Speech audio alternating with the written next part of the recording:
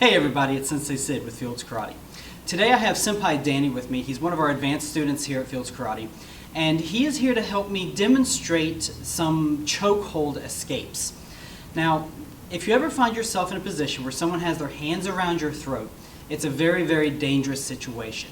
One where you assume that their intention is to take your life. So when someone puts their hands around your throat, you are dealing with deadly force. And so when we deal with deadly force, we have to respond very decisively and very, very aggressively. Even though we tend to be a defensive style, we have to go after that attacker. Now, over the next couple of videos, we're going to show you 3 different ways to escape from a chokehold. But before we get into those, you have to understand a couple of things about the mechanics of how a chokehold works. And we're going to be focusing on in these videos on a frontal choke, two-handed front choke. First, you have to know what your concerns are. When someone puts their hands around your throat, the first concern is the fact that they are cutting off blood flow to your brain. And then they are cutting off airflow. But blood flow is the first concern because it's the easier thing to cut off. The arteries running up into your head are not nearly as protected as your windpipe. So you have to make sure to get off pretty quickly. You also have to understand that you're on a timetable. When someone begins cutting off blood flow to your brain, you have somewhere in the neighborhood of 7 or 8 seconds before you begin to lose consciousness. And once you lose consciousness, it's very easy for them to also cut off airflow. And either one of those with any time can cause death. So it's a very serious situation. Now, 7 or 8 seconds does not sound like a lot of time, but in a self-defense situation, if you don't panic and you know what to do, it's actually enough time to get out of a frontal chokehold a couple of times in a row. So if you practice these and you ever have to use it and you mess up the first time, do it again. So long as you don't panic and lose the time in your panic, then you have time to do it again if you need to. Now, we're going to take a second and show you how this is. The first technique that we're going to show you is we call it the snake. So Danny's going to reach out, he's going to choke me. Okay? He's not really choking that hard, but even though he's not choking hard, if someone does choke hard, and we've practiced this, it does still work the same. So I'm right-handed, that's my strong side hand, so I'm going to use that hand to do most of this technique. I'm going to use my weak side hand, and I'm just going to do kind of a monkey grab with all my fingers together over one of his wrists because I want to hang on to him. I want to get this hand, both of these hands, off my neck, but I don't want this hand to get away completely. So I'm just going to grab with my weak side hand. I'm going to open my strong side hand, my right hand up, and you're going to go over the close arm and under the opposite. And at the same time, you're going to turn your hips and your shoulders that same direction that your arm is going. So your whole body moves together. Down, over, and then under. So it snakes over his arm and then under. And if you do this with enough force, oftentimes the hand that you contact first will actually knock the other hand off. If it doesn't, you will be twisting out of the danger zone and you can just pull this hand down. So a little bit faster, it looks like this. Okay, so notice it's very important. The whole body turns to the side to do this.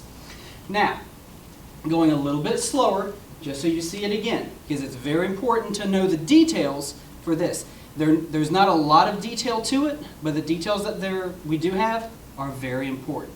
So you're going to grab with your weak hand, go over and under with your strong hand. And you want to come down at an angle, not straight down, but you want to cross your body.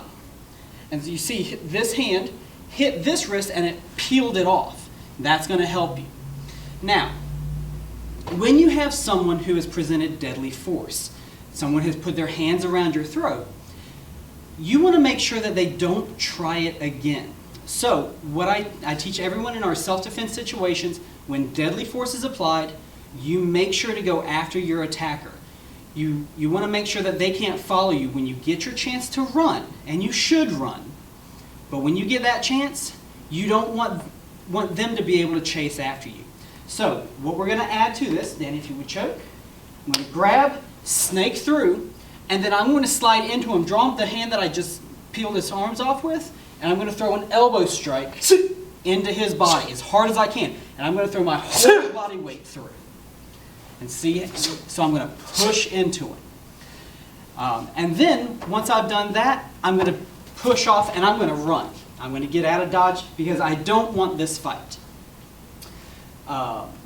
If you are a little more advanced, if you've done some of this kind of thing, you actually have options if you decide you do want this fight or you need to continue this fight. Perhaps you have other people around you that you need to protect. So just another option or two, Danny, if you would. Grab, snake, strike, and then the hand that I just struck him with comes up, and the hand that I grabbed with presses down, and now I have him in a reverse armbar. And from here I can take the hand up behind his back, or I can just start throwing knees, pull out, throw in an elbow. If you train with me for very long, you'll realize very quickly that I love knee strikes and I love elbow strikes. They can be very, very devastating. Now, again, only do something like that if you know how. If you can get away and you don't need to take that fight any further, then get away. You don't want the fight. But sometimes we have other people around us that we need to protect, so we do have to continue to engage. It's why it's a good idea to extend your training beyond just the basics, but the basics are where it starts. So, just for demonstration's sake, one more time, Dan, if you would. You're going to grab, snake over and under, peel down, come in, strike, and then either continue to engage and make sure that he can't fight anymore, or if you have your chance to run now, get out of dodge and take your leave. Now, a couple of notes. Not every technique, not every defense works on every opponent. With this particular technique, if your opponent is much, much shorter than you, it's not going to work super well. Now, we're going to go over some other techniques that would work for that, for someone that's much shorter. And generally, someone much shorter isn't likely to try and choke you, but sometimes it does happen. But just bear in mind that this doesn't work wonderfully on someone shorter, but you have other options that we'll go over later. But if you have someone that's the same height, like Danny and I are the same height, it works wonderfully. Even if they are a little bit taller, but not very, very much taller, it works for that too. So this is what we call the snake. It's a very basic frontal choke defense. If you have a chance to practice this with someone that you trust and who can take it seriously, go ahead and do that. Practice it, make it work. Remember to turn the body, that's very important. But as you practice this, I said in the beginning, anytime someone puts their hands around your throat, it's deadly force. When you're training is the only exception. But when you train on this with someone, make sure that you're training with someone that you know and that you trust, who's going to take it seriously. And if you are that partner, do not squeeze. Do not cut off any blood flow. Do not try to cut off air. You will hurt your partner. Now, if you're the one defending and you're practicing this, bear in mind that as you do this, when you go to throw that elbow, you can hurt your partner too, and you don't want to do that. So be careful as you practice this, but if you have someone you can practice this with, go ahead and try it. And try to take advantage of this. So, hopefully this has been a help.